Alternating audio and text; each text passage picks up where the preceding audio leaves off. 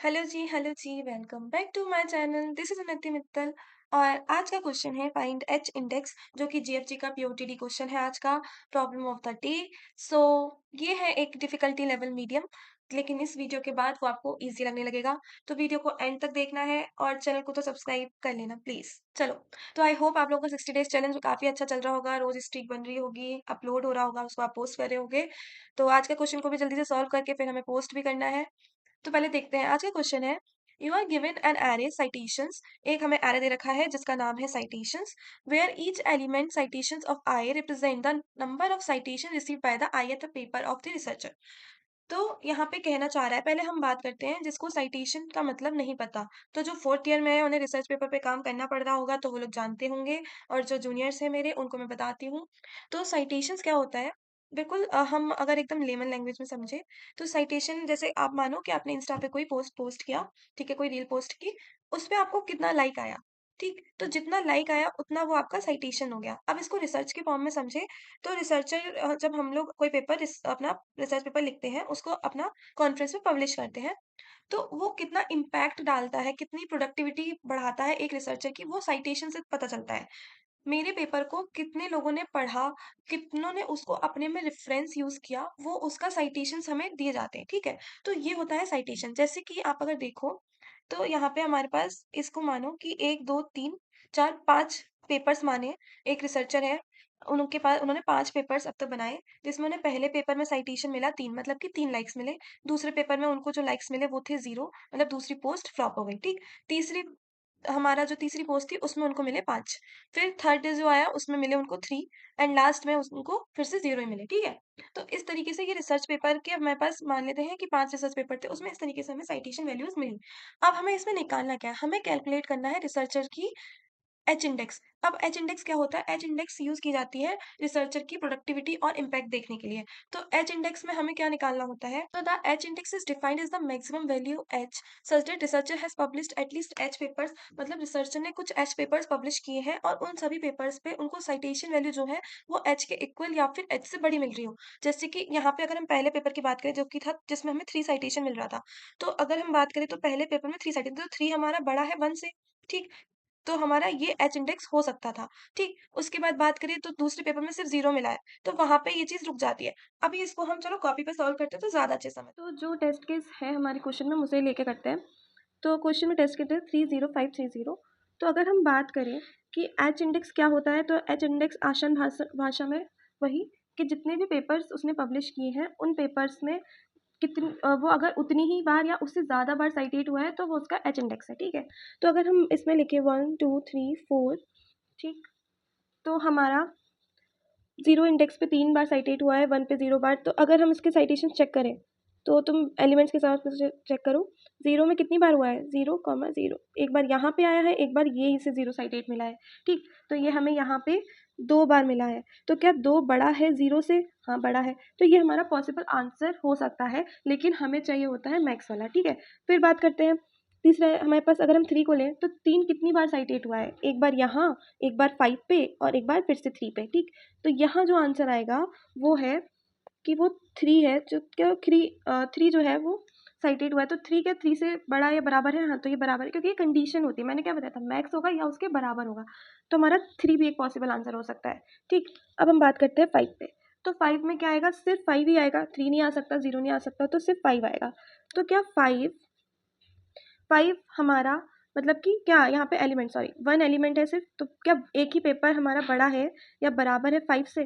तो नहीं। तो यहाँ पे ही हमारा ये रुक जाएगा और हमारा आंसर क्या आ जाएगा? 3 आ जाएगा। तो ठीक है, इस अकॉर्डिंग हमारा पहला वाला तो हो गया। ऐसे तो मैं और एग्जांपल्स करके देखते हैं। तो दूसरा एग्जांपल है 25, 8, 5, 3, 3, ठीक? तो अगर हम बात करें इसमें भी, तो चलो हम इसमें से ऐसे लेके देखते हैं कि 3 में हमारा कितनी बार साइटेट हुआ है। तो 3 हमारा 3 टाइम्स 5, 8 के अंदर भी आएगा, 25 के अंदर भी आएगा, ठीक है? तो हमारा ये कितनी बार हुआ? 1, 2, 3, 4, 5। तो ये हुआ 5 टाइम्स। तो क्या 5 हमारा बड़ा है और इक्वल है, ठीक है? तो बड़ा है, तो ये हमारा आंसर पॉसिबल हो सकता है, ठीक है? उसके बाद बात करते हैं, तो क्या हम अगर चेक करें 5 के लिए, तो 5 किस में आएगा? अब 3 तो चीज़ें नहीं आएँगी, क्योंकि 3 बार साइटेड हुए तो कम हो गया। तो हमारा 5 बार कब साइटेड कब-कब हुआ है? जब हमारा यहाँ पे 5 पेपर था, 8 था और 25 था, ठीक? तो कितने हो गए टोटल? 3 बार साइटेड हुआ है 5, तो उसमें वो हमारा क्या 5 से बड़ा है? तो नहीं बड़ा है। तो हमारा पॉसिबल आंसर जो है वो हमें यही मिल गया है 3। उसके आगे चेक करना बेकार है क्योंकि वो हमें और उसके कम ही आंसर देगा।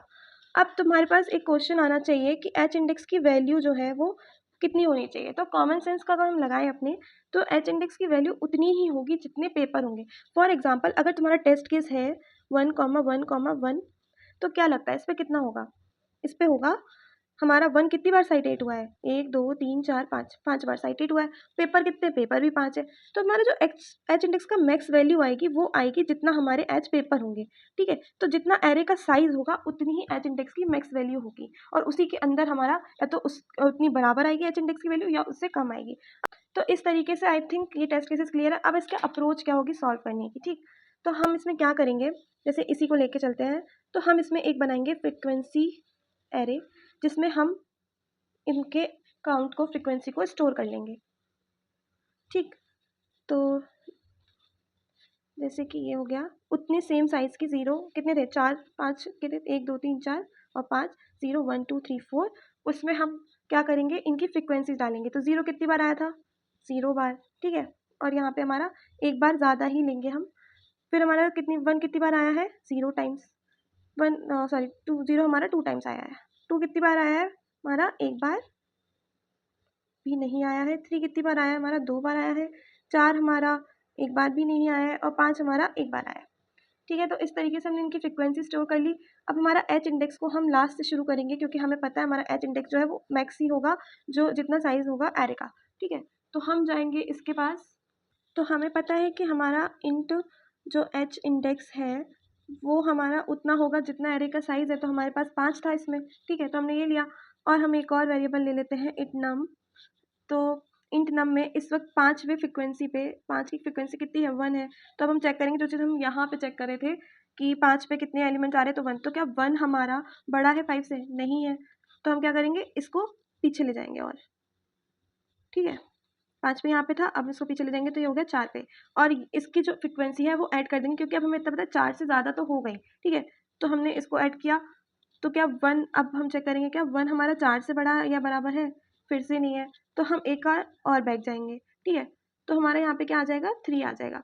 फिर हम इसमें और ऐड कर देंगे 3 की जो फ्रीक्वेंसी है। तो ये कितना हो गया? 3। तो क्या 3 अब हमारा 3 से बड़ा या बराबर है? तो यहाँ पे ये बराबर है, तो ये हमारा आंसर हो गया, ठीक है? तो इस तरीके से ये हम इसका एक क्या करेंगे, हम इसे फ्रीक्वेंसी एक एरे बनाएंगे जिसमें हम इन एलिमेंट्स की फ्रीक्वेंसी को डालेंगे। उसके बाद हमें पता है कि एच इंडेक्स जो है वो लास्ट से शुरू होगा, तो हम एच इंडेक्स की वैल्यूज़ को लिखेंगे और उसकी फ्रीक्वेंसी को लिखेंगे, देन उसको कंपेयर करेंगे, जो कि कंडीशन होती है कि वो उससे मैक्स या फिर बराबर होना चाहिए। जैसे ही जब वो हमें उसका बराबर या फिर उसके उससे बड़ा मिल जाएगा, वही हमारा स्टॉप हो जाएगा और हमें हमारा आंसर मिल जाएगा। अब इस एक अप्रोच को हम कोड करते हैं। तो सबसे पहले हम क्या करते हैं, हमने इसका अपना साइज ले लेते हैं, साइटेशंस डॉट साइज, ठीक? एन को डिक्लेयर कर दिया। उसके बाद हमने क्या किया था, एक वेक्टर बना रहे थे जिसमें हम अपनी फ्रीक्वेंसी स्टोर करेंगी। तो फ्रीक्वेंसी हमारी कहाँ तक जाएगी? n+1 तक। क्यों n+1 तक जाएगी वो? क्योंकि हमें हमारी जो वैल्यूज है वो 0 से n तक है, तो हमारा क्योंकि मैक्स वैल्यू इंडेक्स की n तक जानी है। वो एक n भी हो सकता है, जैसे कि बताया था कि 5 हमारा 5 पेपर है तो 5 तक जाएगा वो, तो मैक्स n तक जा सकता है, इसलिए हमें 0 से n तक लेना है, तो हम उसे n+1 करेंगे, ठीक है? उसके बाद हमें क्या करना है, इन सब की फ्रीक्वेंसी को उसके अंदर डालना है साइटेशंस की। तो int i is equals to 0 एक लूप लगा देंगे जो कि n लेगा एंड i प्लस प्लस। उसके बाद कंडीशन, अब तुम ये सोचो, साइटेशन ऑफ i अगर यहाँ पे 3 की जगह 10 होता, तो उसकी फ्रीक्वेंसी तुम किस में डालते? अब हमने फ्रीक्वेंसी वेक्टर का साइज तो जितना इसका साइज है एरे का उतना ही रखा है, तो हम उसकी फ्रीक्वेंसी किस में डालते हैं? हम उसकी फ्रीक्वेंसी डालते हैं 5 वाले के अंदर ही, ठीक है? क्योंकि हमें पता है एच इंडेक्स 5 से बड़ा नहीं हो सकता, इसलिए हम यहाँ पे एक कंडीशन लिखेंगे कि अगर साइटेशन ऑफ आई बड़ा रहता है किससे? एन से, तो हम उसको क्या करेंगे, उसकी फ्रीक्वेंसी डाल देंगे उसके अंदर और उसको आगे बढ़ा देंगे, ठीक है? एल्स केस में क्या आएगा? एल्स फ्रीक्वेंसी को जो साइटेशंस हैं उसको आगे बढ़ाते रहेंगे। तो ये हमारी यहाँ पे कंडीशन खत्म हो गई। तो हमारा यहाँ पे एच इंडेक्स कितना था? जितना एन का वैल्यू है। उसके बाद हमारा नम एक वेरिएबल डिक्लेयर किया था जिसके अंदर क्या आएगा, उसकी फ्रीक्वेंसी। ठीक, तो हमने फ्रीक्वेंसी डाल दी। व्हाइल कब तक चलेगा, जब तक नम हमारा एच इंडेक्स से छोटा है तब तक हम क्या करते रहेंगे, एच इंडेक्स को माइनस माइनस किया था, 5 से 4 पे गए थे, 3 पे गए थे, ठीक है। और हमारे नम की वैल्यू में जो नम था उसको हमने प्लस कर दिया था जो हमारे पास एच इंडेक्स की वैल्यू थी उसके अंदर, ठीक। और रिटर्न क्या कर देंगे, अपना एच इंडेक्स। चलो चला के देखते हैं।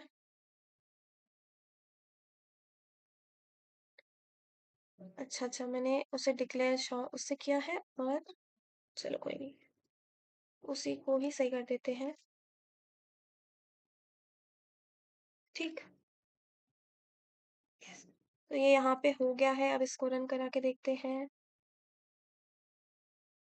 और ये इसके सारे टेस्ट केस पास हो गए हैं। अब मुझे इसका करना है स्क्रीनशॉट और इसको आज करना है पोस्ट।